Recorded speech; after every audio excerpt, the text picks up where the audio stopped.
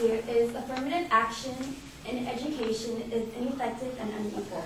My opponent's secondary claims were 1. Affirmative action results in reverse discrimination. 2. A merit system of admission would provide the strongest prepared candidate. And 3. Affirmative action is demeaning to all students. My response is Prop 209 made affirmative action illegal. In his first secondary claim, he mentioned the case of Regents of University of California versus Daffy. In this case, it involved admissions practices of a medical school at UC Davis. The medical school's quota systems are 16 out of 100 seats in its entry class for minorities. A quota system is any hiring or admissions policy requiring that a specified number or percentage of minority group members be hired or admitted. Alan Daffy, a white applicant, was twice denied admission to the medical school, even though his benchmark scores and GPA were significantly higher than those of some minority applicants recently admitted. The Supreme Court ruled that a university's use of racial quotas in its admission processes was unconstitutional.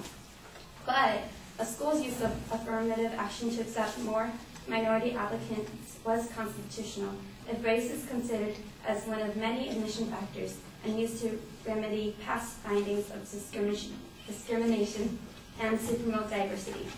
So it was actually among a variety of other factors they took into consideration for admission rather than just race alone. In a similar case, more recent, of Greta versus Bollinger, the Supreme Court reaffirmed Daffy's basic approach and ruled that University of Michigan Law School's policy of giving significant but non-determinative weight to its applicants' race was neutral enough because Michigan's interest in a diverse student body was compelling enough to meet constitutional standards of equality. In his secondary claim, he mentioned Proposition 209.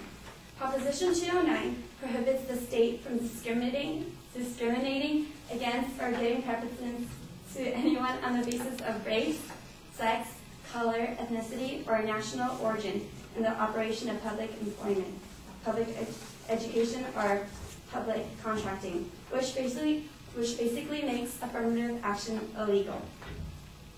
In his third secondary claim, he bases his evidence on only one example of Berkeley students selling cupcakes at different prices to races, and he has no testimony to actually support his claim that affirmative action is demeaning to all students. In conclusion, his claim is invalid because the information being used is outdated, and there's nothing left to take care of affirmative action if Prop 209 already bans it.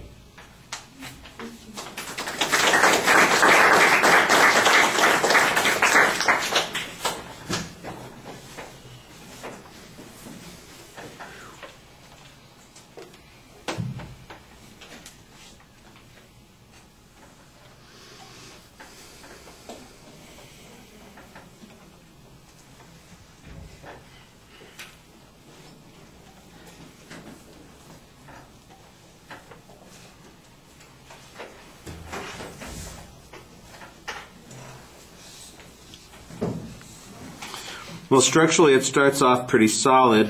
You basically come down at the beginning and at the end by saying that the claim is moot because the courts have ruled, and we have Prop 209 that say affirmative action is functionally illegal. Well, then the ramification is that we accept that affirmative action is illegal. The advocate is in fact advocating a position that is already accepted. There's no controversy on this particular issue. Now the only question is whether or not the diversity issues that the Bakke case, the Michigan case, still allow to continue, whether or not they constitute something that is discriminatory along the lines of affirmative action as opposed to quotas. And the only evidence that the advocate seems to have is the illustration of the cupcake sale. And I'm not exactly sure that that's compelling evidence, except that it says, that it might talk about how people feel about something, but it doesn't demonstrate that anything is going on here.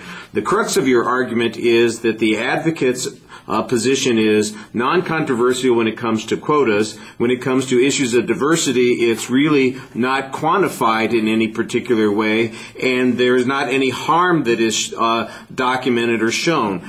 Those are the claims, and that's the clearest way to express them. You go through a lot of the cases and you kind of explain a whole bunch of things, but don't forget to make the declarative statements. Here's what the inference is that I'm trying to get you to accept in these arguments. And it sometimes feels that people are giving me they're giving me a history lesson, they're providing an analysis that might make an interesting syllogism somewhere, you're writing a paper or a letter to the editor, but you need to make a speech that, here's what the argument is, here's why this position is invalid. I'm all for everything that you've included here as a general response, but as a speech it needs to be more focused.